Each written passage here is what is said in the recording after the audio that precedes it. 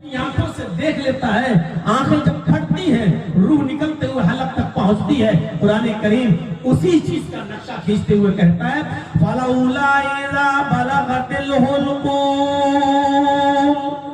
जब ये रूह निकलते निकलते पैरों के पंजों से, तलवों से निकलते निकलते, पिंडली से निकलते निकलते तुम्हारी एड़ियों तक, तुम्हारी पिंडलियों तक आती है, और पिंडलियों से निकलते निकलते घुटनों तक, और घुटनों से निकलते निकलते रान तक, रान से निकलते निकलते कमर तक, और कमर से निकलते हुए हलक तक आती है। फलौला इज़ा बलगतिल हुलूम, और जब ये रूह तुम्हारे नरखरे तक, तुम्हारे हलक तक पहुंच जाती है, वअंतुम हीनइज़िन तंज़ुरून, उस वक्त तुम इस रूह को निकलते हुए अपनी आंखों से देख रहे होते हो।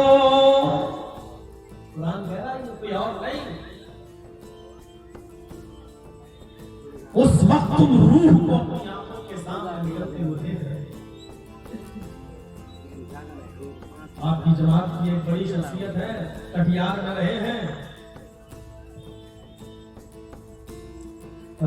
अजीजुर रहमान साहब सल्फी। आज मेरे पास फोन आया उनके घर वालों का, उनके बच्चों का, कि उनकी तबीयत बहुत ज्यादा खराब है, बोल नहीं पा रहे हैं। आज मैंने देखा जो सबसे पहले मुझे कटिहार लेके आए, जिन्होंने मेरे प्रोग्राम की यहाँ शुरुआत कराई, फिर वो हमारे इटावा भी आए, हमारे बच्चे और फैमिली उनके घर आई, वो हमारे घर पहुंचे। लेकिन आज जब मैं उनको देखने के लिए गया तो उनकी कंडीशन ऐसी थी कि वो पहचान नहीं पा रहे हैं। मुंह खुला है, सांस ले रहे हैं, कर रहे हैं। मैंने 2-3 मरतबा सलाम किया, आंखें ऐसे ऐसे उन्होंने चलाई, लेकिन न बोल पाए, न जवाब दे पाए।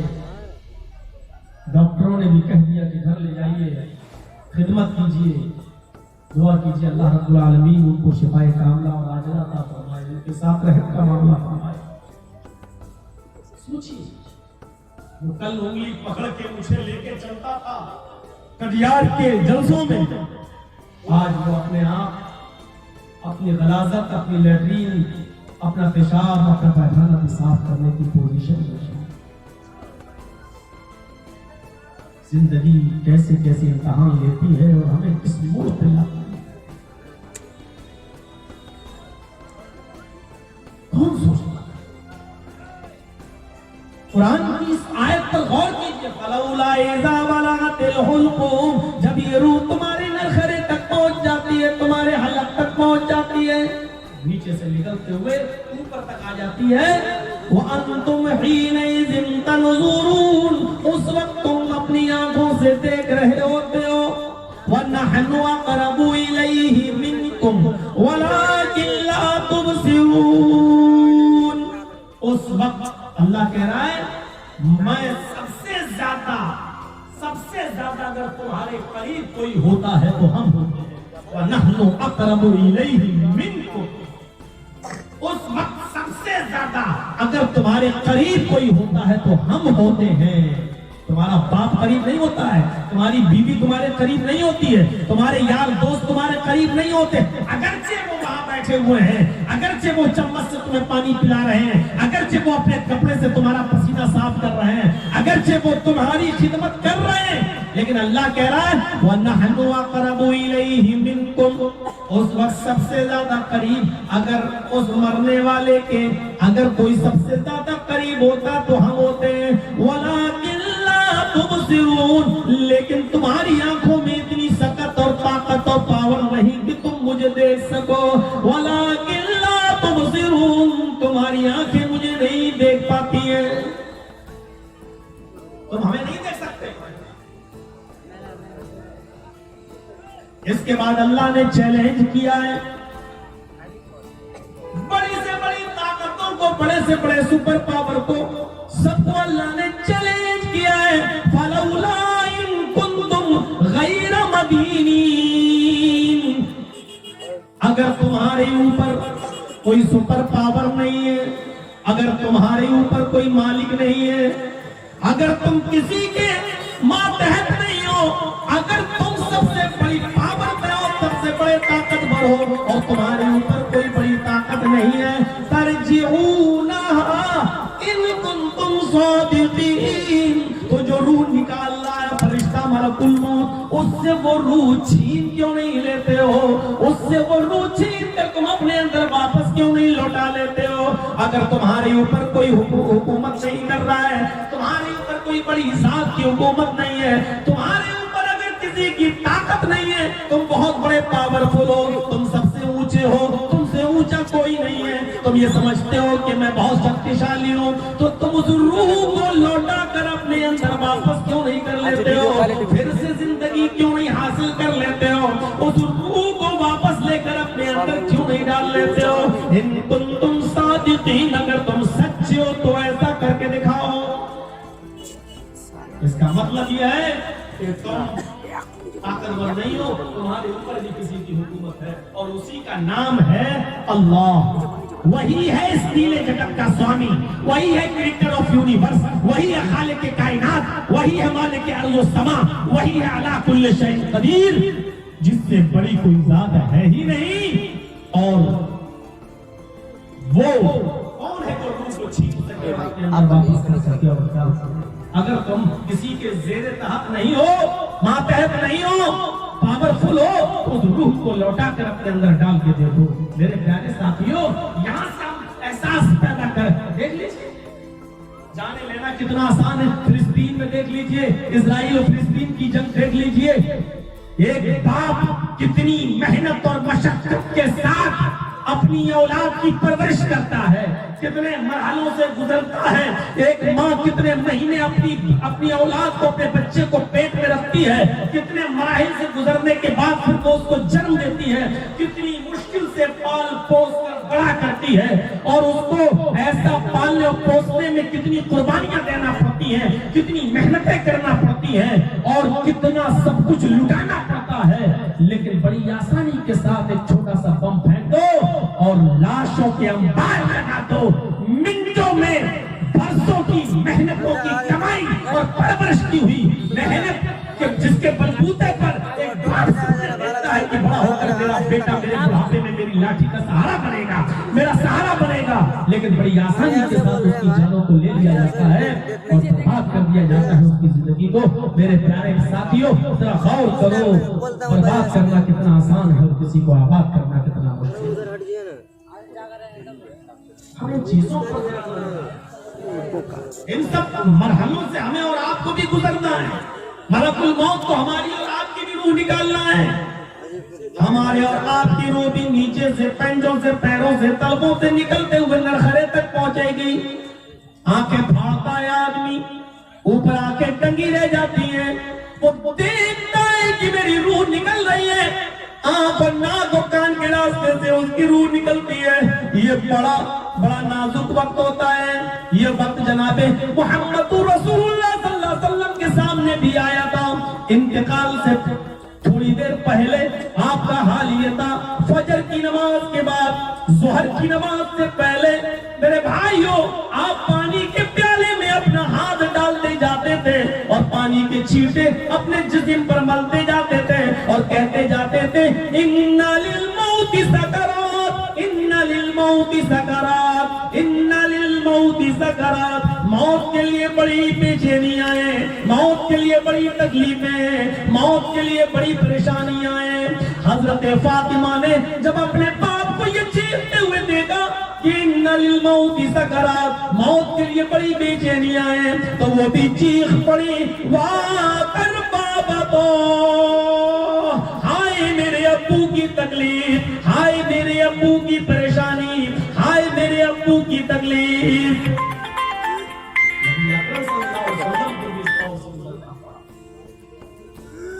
ہم اور آپ کہاں ہیں؟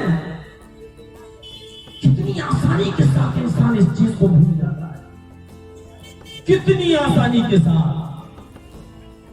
کوئی جیسے کچھ ہے ہی نہیں.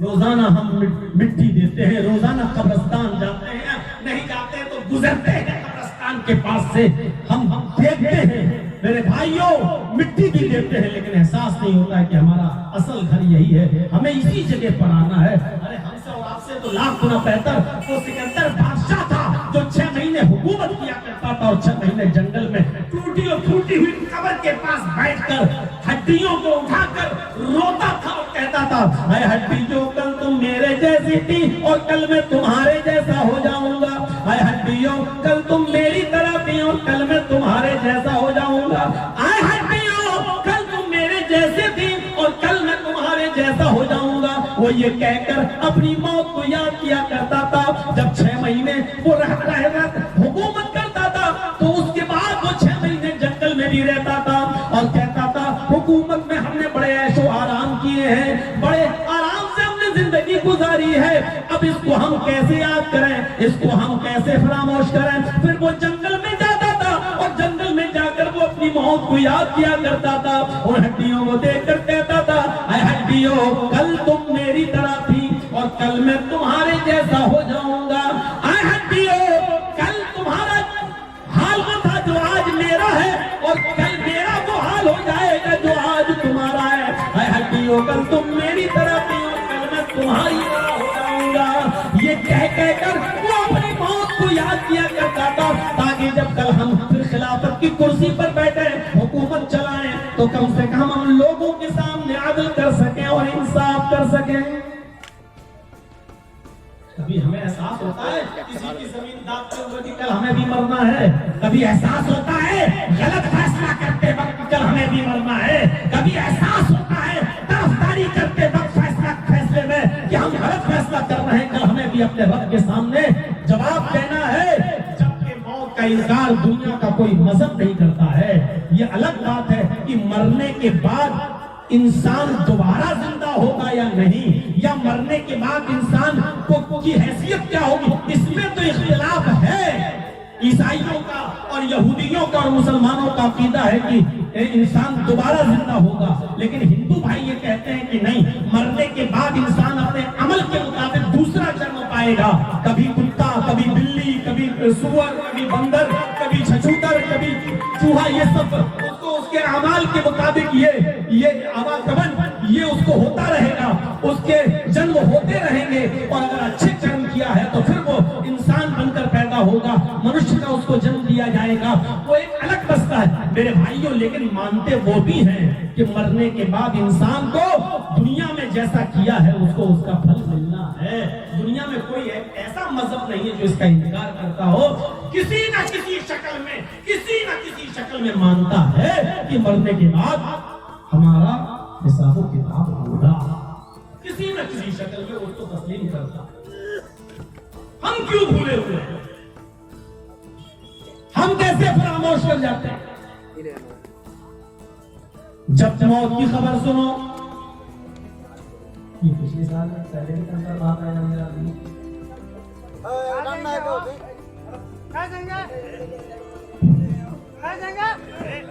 موت، اللہ کے نبی صلی اللہ علیہ وسلم نے مصیبت کی ایک دعا سکھلائی ہے بخاری شریف کی حدیث کے مطابق۔ جب بھی کوئی مصیبت، کوئی پریشانی آئے تو اللہ کے نبی نے ایک دعا سکھلائی ہے، ہمیں اس مصیبت پر یہ دعا پڑھنا چاہیے، انا للہ و انا الیہ راجعون۔ بخاری شریف کی حدیث کے اندر کچھ زیادتی بھی ہے، اللہم اجرنی فی مصیبتی واخلف لی خیرا منہا۔ اللہ کے نبی اپنے چند صحابہ کے درمیان بیٹھے ہوئے تھے، اس میں حضرت ابو سلمہ رضی اللہ تعالیٰ عنہ بھی تھے۔ اللہ کے نبی صلی اللہ علیہ وسلم نے اس میں درس دیتے ہوئے اس صحابہ کی میٹنگ میں فرمایا کہ جب کسی کے اوپر کوئی مصیبت آ جائے یا کسی کا کوئی رشتہ دار فوت ہو جائے، جب کسی کے انتقال کی خبر سنو یا کوئی مصیبت کسی کے اوپر آئے تو وہ یہ دعا پڑھ لیا کرے، انا للہ و انا الیہ راجعون، اللہم اجرنی فی مصیبتی واخلف لی خیرا منہا۔ اے اللہ انا للہ، ہم اللہ ہی کے لیے، اللہ ہی کی طرف سے ہیں، وَإِنَّا إِلَيْهِ رَاجِعُونَ، اور ہم سب کو اسی کی طرف پلٹ کر جانا ہے، ہم سب کو اللہ ہی کی طرف لوٹ کر جانا ہے۔ اس کے بعد دعا کے جملوں پر غور کیجئے گا، اللہم اجرنی فی مصیبتی، اے اللہ جو میرے اوپر مصیبتوں کا پہاڑ ٹوٹا ہے اس میں مجھے بہتر اجر عطا فرما، اس میں مجھے بہترین بدلہ عطا فرما، واخلف لی خیرا منہا، اور مجھے اس سے بہتر بدل عطا فرما، اس سے اچھا بدل مجھے عطا فرما۔ حضرت ابو سلمہ رضی اللہ تعالیٰ عنہ فرماتے ہیں اس دعا کو میں نے نبی اکرم سے سنا، پھر وہ اپنے گھر آئے۔ ام سلمہ اس حدیث کی راویہ ہیں، فرماتی ہیں کہ میرے شوہر جب میرے گھر پہ آئے تو انہوں نے مجھے بھی یہ دعا بتائی۔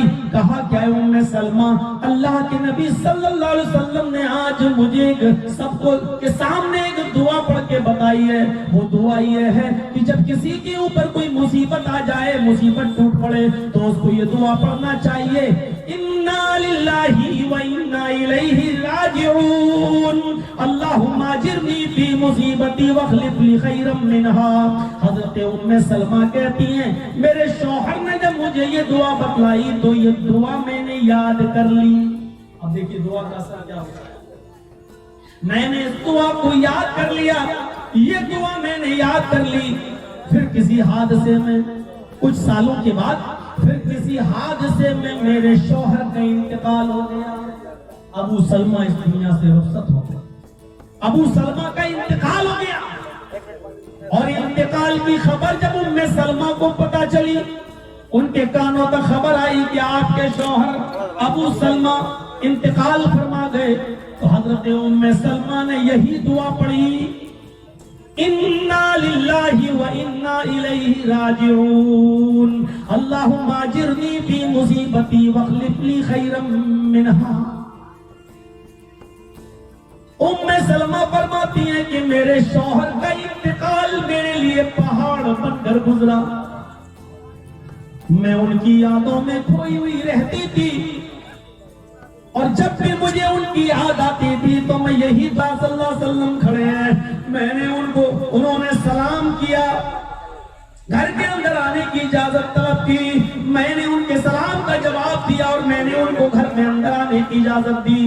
اللہ کے نبی جب گھر میں تشریف لے آئے تو میرے پاس ایک تکیہ رکھا ہوا تھا جس پر کھجور کی چھال بھری ہوئی تھی، لیدر کا چمڑے کا ایک تکیہ تھا جس میں کھجور کی چھال بھری ہوئی تھی، میں نے وہ تکیہ اٹھا کر اللہ کے نبی محمد رسول اللہ کو دے دیا۔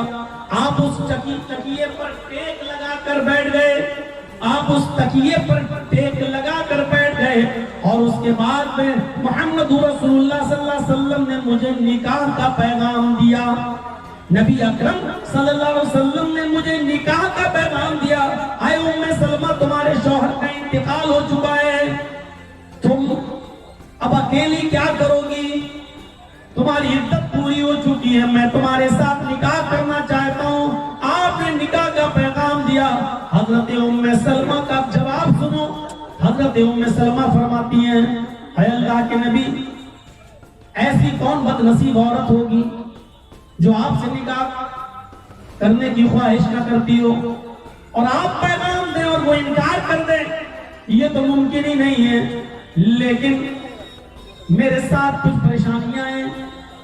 آپ نے کہا کیا؟ ام سلمہ کہتی ہیں پہلی دقت میرے ساتھ یہ ہے کہ میں بڑی غیرت مند عورت ہوں، میں سوگنوں کو برداشت نہیں کر سکتی ہوں، آپ کی اور بھی بیویاں ہیں، میں بھی آپ کی بیوی بن کر جب آپ کے پاس آؤں گی کبھی کبھی اس کہا سنی ہو جائے گی، پھر میں سوگنوں کی بحث و تکرار سننے کی عادی نہیں، میں بڑی غیرت مند عورت ہوں، میں سوگنوں کی تکرار اور سوگنوں کو میں برداشت نہیں کر سکتی۔ آپ نے کہا اور کچھ؟ کہا ہاں اے اللہ کے نبی، میری دوسری دقت یہ ہے کہ شادی جس مقصد سے کی جاتی ہے میں اس مقصد کو کراس کر چکی ہوں، یعنی میری عمر شادی کی عمر کو کراس کر چکی ہے، یعنی شادی کے بعد بچے پیدا کرنے کی اور بچوں کو جنم دینے کی اب صلاحیت میرے اندر نہیں رہ گئی، میں عمر کے اس حصے کو کراس کر چکی ہوں کہ آپ کو میں پورا کا پورا فائدہ آپ حاصل کر سکیں مجھ سے۔ آپ نے کہا اور کچھ؟ حضرت ام سلمہ کہتی ہیں ہاں، تیسری پریشانی، تیسری دقت یہ ہے کہ ابو سلمہ اس دنیا سے انتقال کر گئے، ان کے چھوٹے چھوٹے بچے جن کی کفالت میرے ذمے ہے، میں ان بچوں کو اکیلے نہیں چھوڑ سکتی ہوں، یعنی بچوں کی پرورش کی ذمہ داری میرے اوپر ہے، لہذا میں ان بچوں کو اپنے سے جدا نہیں کر سکتی ہوں، اپنے سے الگ نہیں کر سکتی ہوں۔ اب اللہ کے نبی صلی اللہ علیہ وسلم نے حضرت ام سلمہ کو جو جواب دیا وہ جواب یہ تھا، بخاری کی روایت کے مطابق آپ نے فرمایا اے ام سلمہ، میں جانتا ہوں تم غیرت مند ہو، میں اللہ سے دعا کروں گا اللہ تمہیں صبر کی توفیق دے گا، اور یہ غیرت جو سوتنوں کے تعلق سے تمہارے اندر ہے وہ غیرت ختم ہو جائے گی۔ رہی دوسری پریشانی، رہی دوسری دقت، تو سنو، اگر شادی کی اس عمر کو تم کراس کر چکی ہو تو میں بھی کراس کر چکا ہوں، یعنی جس بڑھاپے میں تم ہو اسی بڑھاپے میں بھی داخل ہوں، اس لیے یہ کوئی بڑا مسئلہ نہیں ہے کہ تم اولاد جنم نہیں دے سکتی ہو، بچے پیدا نہیں کر سکتی ہو، کوئی بات نہیں۔ اب رہی تیسری پریشانی، جب تمہارا نکاح میرے ساتھ ہو جائے گا تو تمہارے بچے میرے بچے ہوں گے، ان بچوں کی کفالت میری ذمہ داری ہوگی، ان بچوں کی دیکھ ریکھ تو میں کروں گا، ان بچوں کی سرپرستی میرے ذمہ ہوگی۔ اس کے بعد ام سلمہ تیار ہو گئی اور پھر اللہ کے نبی صلی اللہ علیہ وسلم کا نکاح حضرت ام سلمہ کے ساتھ ہو گیا۔ آپ کی جو بیویاں ہیں ان بیویوں میں ام سلمہ بھی آپ کی ایک بیوی تھی۔ میرے بھائیوں، پھر ام سلمہ جب اس دعا کو یاد کرتی اور اس دعا پر سوچتی، اس دعا کو پڑھتی تو ان کو آتا کہ واقعی دعا کا اثر ہوتا ہے۔ اللہ تعالیٰ نے ہم کو ہمارے شوہر ابو سلمہ سے بہتر شوہر جناب محمد رسول اللہ صلی اللہ علیہ وسلم عطا فرما دیے ہیں۔ یہ دعا کا اثر ہوتا ہے۔ آپ کے گھر میں کوئی مصیبت آئے آپ دعا پڑھیے انا للہ و انا الیہ راجعون، اللہم اجرنی فی مصیبتی واخلف لی خیرا منہا۔ بڑی پریشانی اور دقت تو یہ ہے کہ ہم دعا پڑھنا نہیں جانتے ہیں، بڑی دقت تو یہ ہے کہ ہم نے دعا کو محدود کر دیا ہے اور برابر مسئلے بس ابھی تک یہی چلے آ رہے ہیں۔ فرض نماز کے بعد دعا مانگنا جائز ہے کہ ناجائز؟ فرض نماز کے بعد دعا پڑھنا چاہیے کہ نہیں پڑھنا چاہیے؟ امام کے ساتھ دعا مانگنا چاہیے کہ نہیں مانگنا چاہیے؟ قبرستان میں دعا پڑھنا چاہیے نہیں؟ بس یہی چیزیں ہمارے یہاں چلی آ رہی رہتے کر 25 سال سے میں تقریریں کر رہا ہوں، تقریباً ہر جلسے میں یہی سوال آتا ہے، یہی پوچھا جاتا ہے، اور 25 سال ہو گئے آج تک بہار والوں کی کھوپڑی میں سوال بیٹھا نہیں ہے کہ فرض نماز کے بعد دعا مانگنا چاہیے کہ نہیں مانگنا چاہیے، امام کے ساتھ مانگنا چاہیے کہ نہیں۔ آج تک وہ سوال، دعا میرے بھائیوں یہ بھی ایک دعا ہے۔ بتائیے اس مصیبت میں کسی کے انتقال کے بعد آپ یہ دعا پڑھتے ہیں؟ انا للہ تو سب نے پڑھا ہوگا، انا للہ و انا الیہ راجعون، لیکن یہ دعا اگر کسی کو کھڑا کر کے پوچھ لو آگے تو بہت ہی کم لوگ ایسے ہوں گے اللہ ماشاءاللہ جو سنا سکیں۔ اللہم اجرنی فی مصیبتی واخلف لی خیرا منہا۔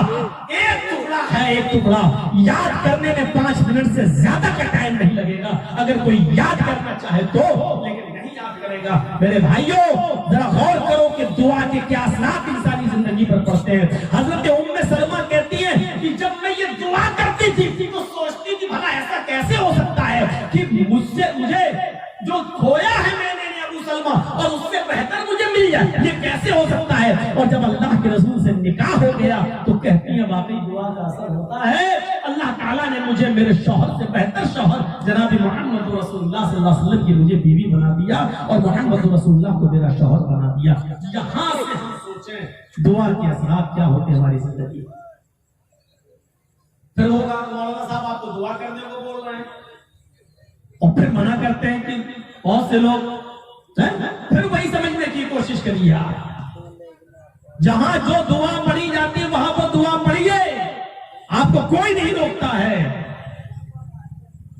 تو دعا کے اثرات ہوتے ہیں انسانی زندگی پر، اس لیے میرے بھائیوں پھر میں کہتا ہوں کہ موت کو ہمیشہ یاد رکھو جو ہر وقت ہمارے اور آپ کے پیچھے پڑی ہوئی ہے۔ قُلْ إِنَّ الْمَوْتَ الَّذِي تَفِرُّونَ مِنْهُ فَإِنَّهُ مُلَاقِيكُمْ، جس موت سے تم بھاگ رہے ہو، اے نبی فرما دو، اے محمد رسول اللہ کہہ دو، इन्नल मौत अल्लज़ी तफिर्रून मिन्हु, जिस मौत से तुम भाग रहे हो, भागो। कितना भागोगे? अचानक हार्ट अटैक पड़ा, भागे, हॉस्पिटल रख दिया गया वेंटिलेटर पर, हो रही बाईपास सर्जरी, डाला जा रहा है छल्ला, बच गए। फिर कुछ हुआ, फिर भाग गए। भागने की कई शक्लें हैं। अभी देखा आपने, एक आदमी ने अपने हार्ट का ऑपरेशन कराया था कुवैत में। 80 साल का बुजुर्ग कुवैत में ऑपरेशन कराया उसने, और ऑपरेशन कराने के बाद उसको बिल दे दिया गया 10 लाख रुपए का।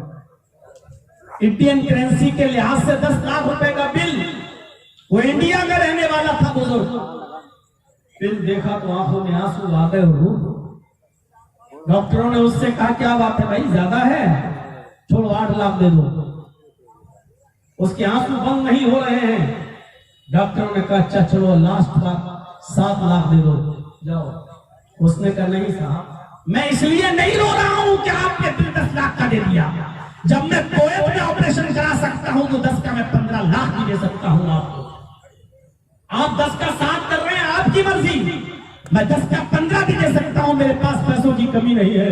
लेकिन मेरे हाथों में आंसू सिर्फ इसलिए आए कि अचानक मेरे दिल में थोड़ी सी तकलीफ हुई हार्ट में, और आपने ऑपरेशन घोषित कर दिया, और ऑपरेशन करके मुझे 10 लाख रुपए का मेरे हाथ में बिल पकड़ा दिया।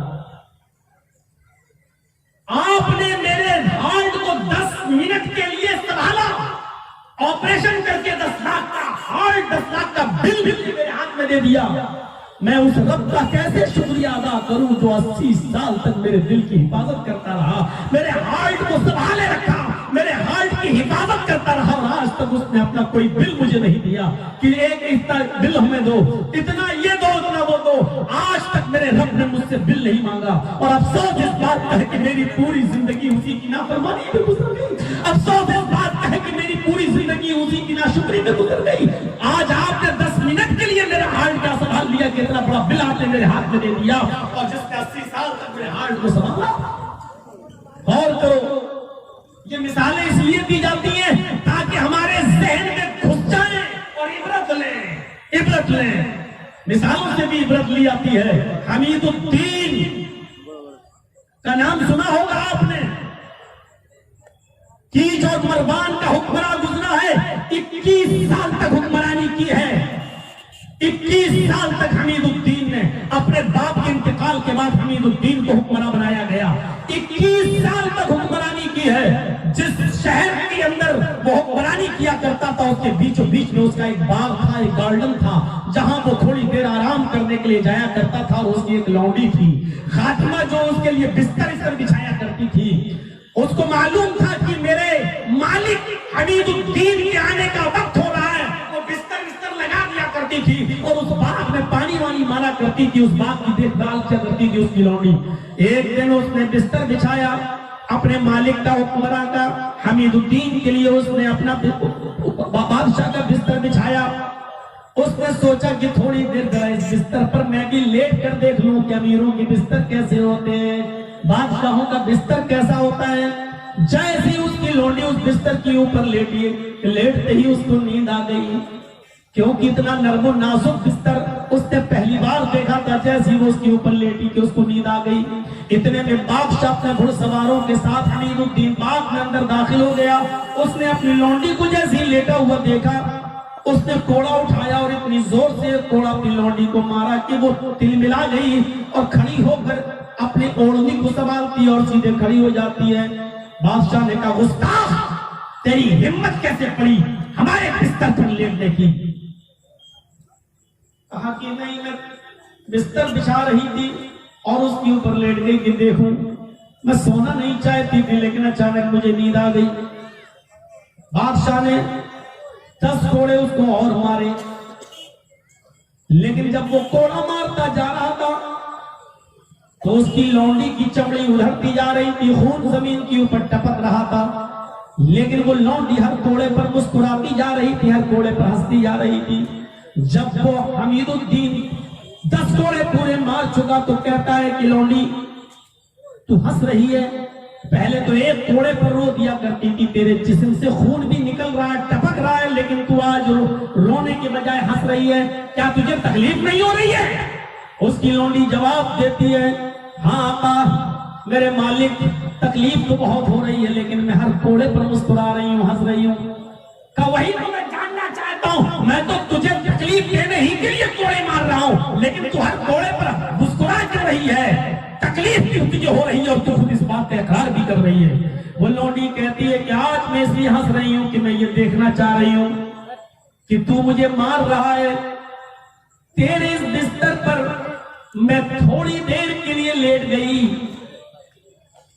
اگر چند لمحوں کے لیے لیٹ جانا، اس آرام دہ بستر پر چند لمحوں کے لیے میں لیٹ گئی اور مجھے نیند آ گئی، اگر تھوڑی دیر آرام سے سونے کی اس بستر پر، آرام کے ساتھ سونے کی اس بستر پر یہ سزا ہے تیری عدالت میں، تو میں یہ سوچ رہی ہوں کہ پھر اللہ کی عدالت میں تیری سزا کیا ہوگی، جو پوری زندگی جس نے عیش و آرام میں گزاری ہے اور پوری زندگی ایسے ہی آرام دہ بستروں پر سویا ہے، جب تیرے اس آرام دہ بستر پر تیری ایک لونڈی، تیری ایک خادمہ جو تیری خدمت کرتی ہے، تیری ایک لونڈی کی سزا یہ ہے کہ وہ چند لمحوں کے لیے سوئی تو آج اس کو اتنے کوڑے پڑے کہ اس کے جسم سے لہو ٹپک رہا ہے، خون اس کے جسم سے ٹپک رہا ہے، آج اس کے ہاتھ کوڑے پر تکلیف ہو رہی ہے، جب تیری عدالت میں چند لمحوں کے لیے آرام سے سونے والی کی یہ سزا ہے تو اللہ کی عدالت میں تیری سزا کیا ہوگی جس کی پوری زندگی عیش و آرام میں گزری ہے۔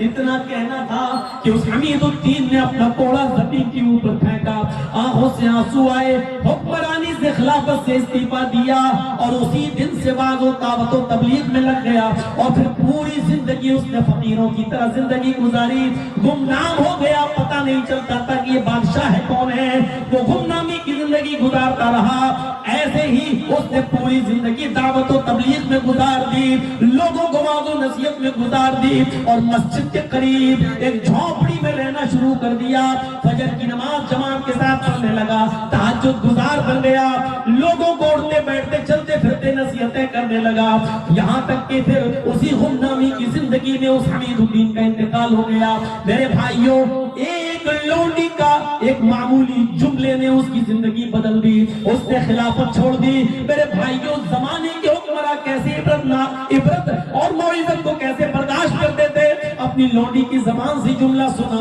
انہوں نے حکومت چھوڑ دی۔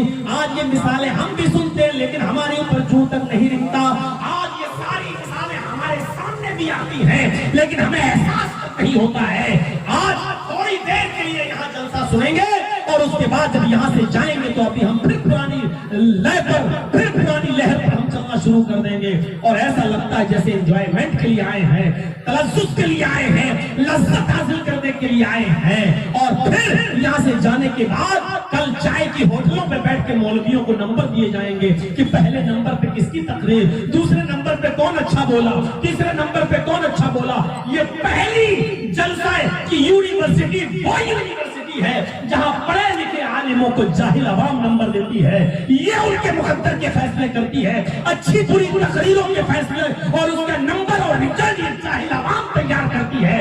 یہ مولویوں کا امتحان اور مولویوں کو فیل اور پاس، اس کا ڈنڈا آج ہم جیسے جلسے والوں نے عوام کے ہاتھوں میں دے رکھا ہے، اور ہماری تقریروں کے فیصلے، ہمارے جلسوں کے فیصلے، کتاب و سنت کو سنانے کے فیصلے آج جاہل عوام کرتی ہے کہ پہلے نمبر پہ یہ بولا، دوسرے نمبر پہ یہ بولا اور تیسرے نمبر پہ یہ۔ ایک اکھاڑا سا بن گیا ہے، ایک دنگل سا بن گیا ہے یہ جلسہ، جہاں جاہل مولویوں کو نمبر دیں، عالموں کو پاس کریں کہ پہلے نمبر پہ فلاں اور دوسرے نمبر پہ فلاں۔ میرے بھائیو، اس سے بڑا ہم علماء کے لیے کیا مقام ہوگا، اور علماء کی اس سے زیادہ بد نصیبی ہماری اور کیا ہوگی کہ ہمیں نمبر آپ جیسے لوگ دیں، فیل اور پاس آپ جیسے لوگ کریں، اس سے زیادہ ہمارے لیے شرم کی بات اور کیا ہوگی۔ لیکن چلو، چل رہا ہے، چلنے دو میرے بھائیو، یہ نمبروں کی ڈیوٹی آپ کی ہے، آپ دیجئے، لیکن احساس پیدا کیجئے آپ اپنے اندر، جو میں نے بتایا اس میں کتنی سچائی ہے۔ حمید الدین ایک جھٹکے میں سنبھل گیا، حکومت چھوڑ دی، خلافت چھوڑ دی، بادشاہی چھوڑ دی، بعض و تبلیغ میں اس نے پوری زندگی گزاری اور گمنام आदमी की मौत मर गया, इंतकाल फरमा गया। हमारी जिंदगियों में इनकलाब क्यों नहीं आता है? हमारी जिंदगियों में इंसाफ और अदल पैदा क्यों नहीं होता है? एक बाप हो क्यों इंसाफ नहीं करते हो अपनी औलाद के साथ? बेटे बेटियां हैं क्यों उनको अपनी विरासत में से हिस्सा नहीं देते हो? क्यों कहते हो कि दहेज दे तो दिया है, अब बेटी हमारी विरासत में से हकदार नहीं है? क्यों मना करते हो? बेटों को कि बड़ा बेटा मेरी ज्यादा खिदमत करता है, इसको आप ज्यादा जमीन देंगे, इसने हमारी देखरेख कम करी है, उसको हम कम देंगे। आपको ये पावर और ये हक या अथॉरिटी किसने दी है? क्या हमें और आपको मरना नहीं है? मेरे भाइयों, जब मौत आना है तो कम से कम सोचो कि हमें कल कयामत के दिन जवाब क्या देना है। कुछ नहीं है ये जिंदगी, बहुत कम है। अब तो लोग 70-80 साल भी नहीं जिंदा रह पा रहे हैं, 60 और 70 के बीच में चले जाते हैं। मेरे भाइयों, हम और आप जरा गौर करें कि अपनी जिंदगी के कितने दिन गुजार चुके हैं, कितने बाकी रह गए हैं। हम और आप सोचें,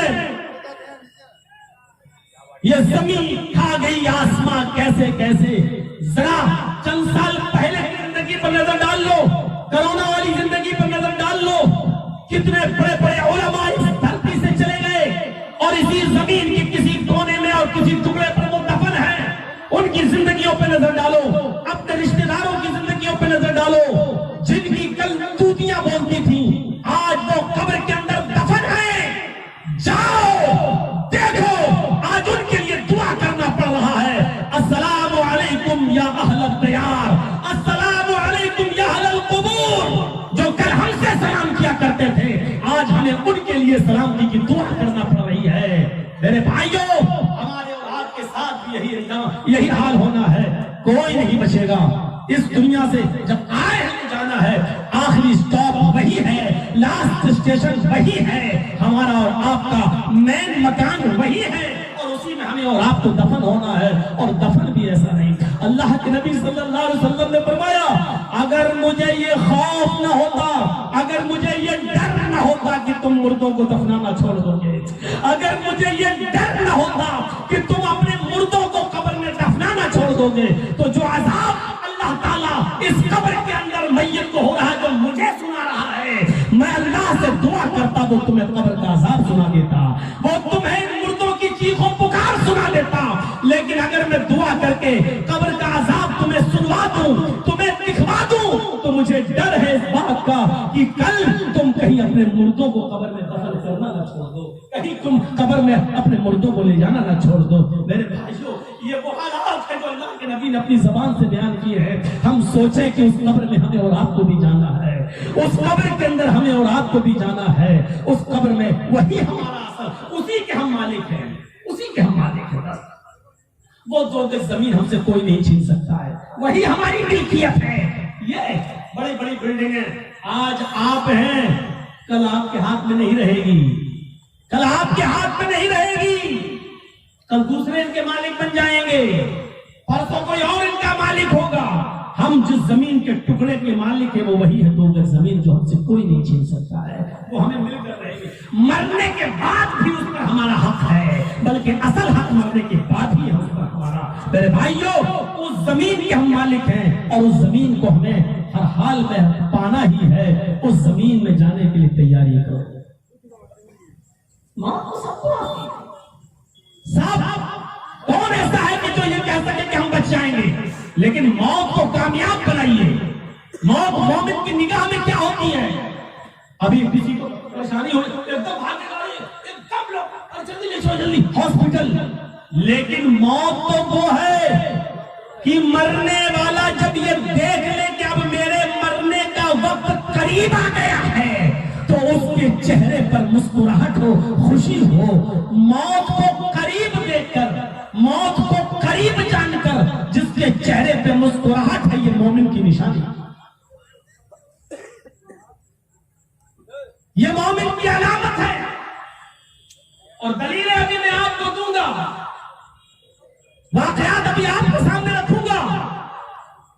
मौत को करीब देख लो, जान लो कि मेरी मौत का वक्त करीब है, तो मुस्कुराहट आ जाए चेहरे पर, खुशी हो, तो ये अहले ईमान की अलामत है। क्यों?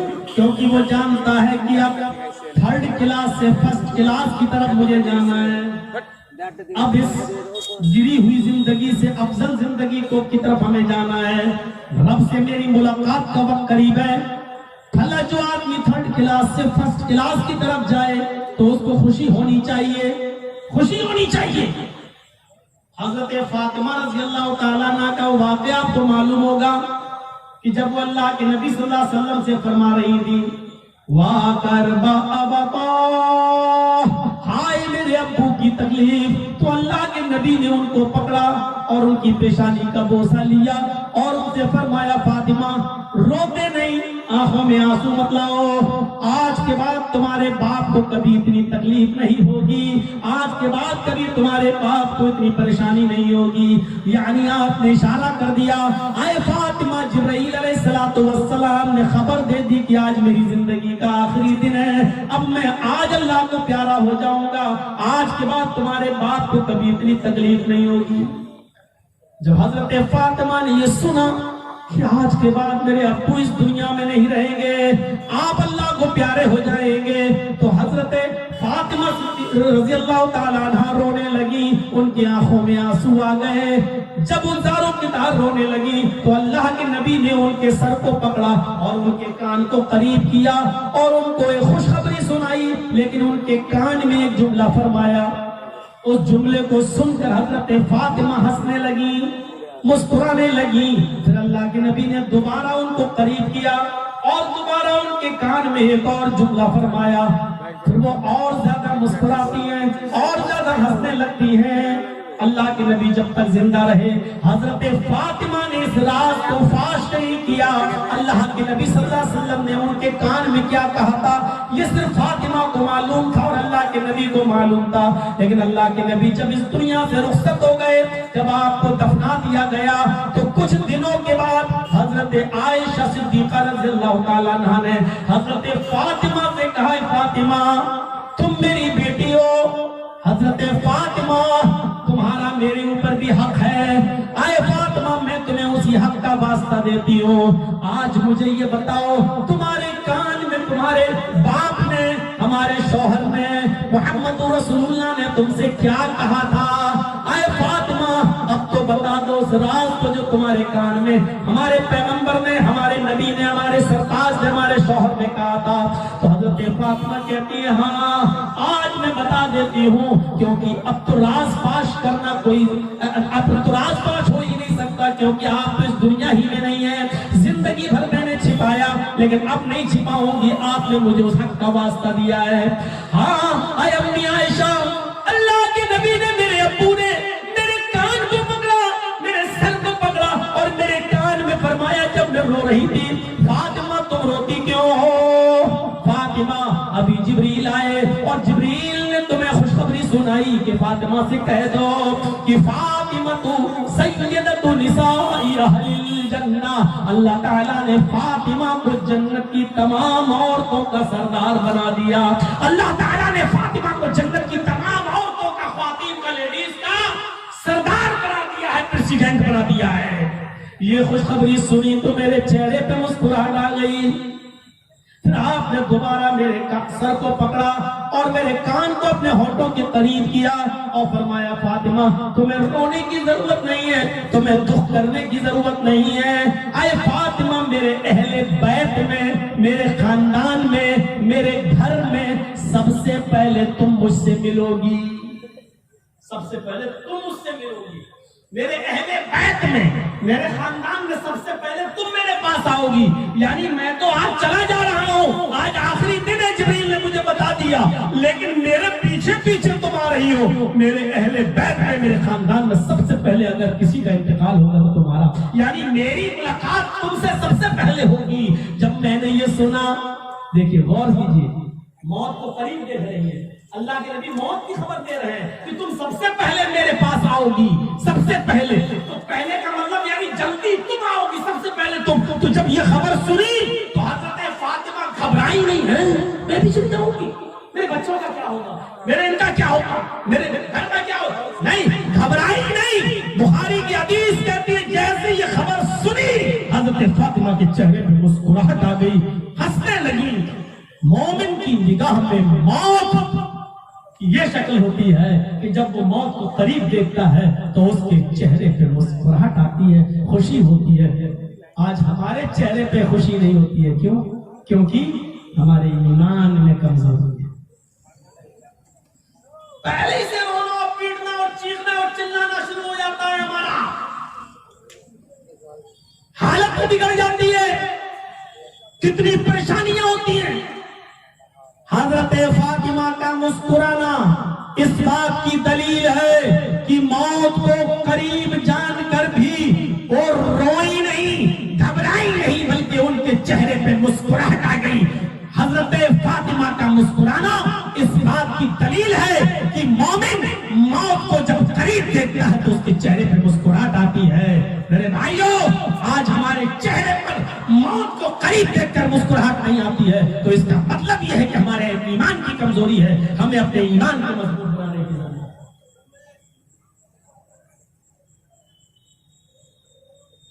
आइए दूसरी दलील देता हूं। अल्लाह के नबी सल्लल्लाहु अलैहि वसल्लम मरज़ुल मौत में मुब्तला हैं, आखिरी अय्याम है। यह वाक़या भी बुखारी शरीफ के अंदर मौजूद है। आपकी बीवियां आपके पास बैठी हुई हैं। हजरत आयशा ने सवाल कर लिया,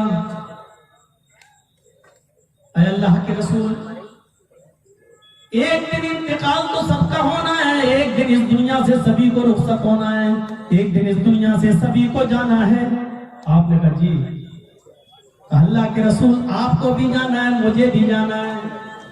आपने कहा फरमाया अल्लाह के नबी, आप तो अल्लाह के पैगंबर हैं, आप तो अल्लाह के नबी हैं, आप हमें ये बता दीजिए कि इतनी बीवियां हैं जो आपकी इस वक्त जिंदा बाहयात, जो आपके पास आपके हुजरे में बैठी हुई हैं, आपके करीब हैं, आपकी बीवियों में से सबसे पहले कौन सी बीवी आपके पास आएगी? ये नहीं पूछ रही है कि कौन ज्यादा लंबी उम्र तक रहेगा, ज्यादा दिनों तक कौन जिंदा, ये नहीं पूछ रही है। हजरत आयशा ने क्या पूछा? ऐ अल्लाह के नबी, आपकी बीवियों में से सबसे पहले कौन सी बीवी आपके करीब आएगी? यानी आपके इंतकाल के बाद आपके पास सबसे पहले कौन सी बीवी आएगी, यानी किस बीवी का इंतकाल सबसे पहले होगा? नबी अकरम ने जो जवाब दिया, उस जवाब को सोचिएगा, सुनिएगा। बुखारी शरीफ की रिवायत, अल्लाह के नबी मुस्कुराए और किसी भी बीवी का नाम नहीं लिया, किसी भी बीवी का नाम नहीं लिया, बल्कि मुस्कुराते हुए इतना फरमाया, अतवलुकुन्ना यदन, ऐ आयशा, हमारी जो बीवियां यहाँ बैठी हुई हैं, इन औरतों में, इन बीवियों में सबसे पहले मेरे पास वो औरत आएगी, तुम में सबसे पहले वो औरत मुझसे मुलाकात करेगी, मेरी वो बीवी मुझसे सबसे पहले मिलेगी। अतवलुकुन्ना यदन, तुम में से जिसके हाथ सबसे ज्यादा लंबे होंगे, तुम में से सबसे ज्यादा जिसके हाथ लंबे होंगे। थोड़ी देर हजरत आयशा बैठी रही, सारी बीवियां बैठी रही, लेकिन हजरत आयशा को चैन न मिला। उड़ती है, दूसरे हुजरे में जाती है और इशारा करके एक एक बीवी को सबको अपने दूसरे हुजरे में बुलाती है। सारी औरतें उस हुजरे में जाती हैं। हजरत आयशा एक लकड़ी ले आई और सारी बीवियों के हाथ मापने लगी कि देखें किसका हाथ ज्यादा लंबा। लकड़ी से हाथ मापने लगी। जब हाथ लकड़ी से मापते मापते सारी बीवियों के हाथ, सारी सौकरों के हाथ माप लिए तो पता चला कि सबसे ज्यादा लंबे हाथ हजरत सौदा रज़ी अल्लाह तआला अन्हा के हैं। हजरत सौदा के हाथ सबसे ज्यादा लंबे थे। कहा सौदा बड़ी खुश नसीब है। देखिए खुश नसीब किसको कह रहे हैं? सौदा को। आए सौदा بڑی خوش نصیب ہو تم، تمہارے ہاتھ سب سے زیادہ لمبے ہیں۔ اور اللہ کے نبی صلی اللہ علیہ وسلم کے جملوں کے مطابق، آپ کی پیشین گوئی کے مطابق، تم سب سے پہلے انتقال کرو گی، یعنی بیویوں میں سب سے پہلے تم اللہ کے نبی صلی اللہ علیہ وسلم کے پاس جاؤ گی، اپنے شوہر سے سب سے پہلے تمہاری ملاقات ہوگی۔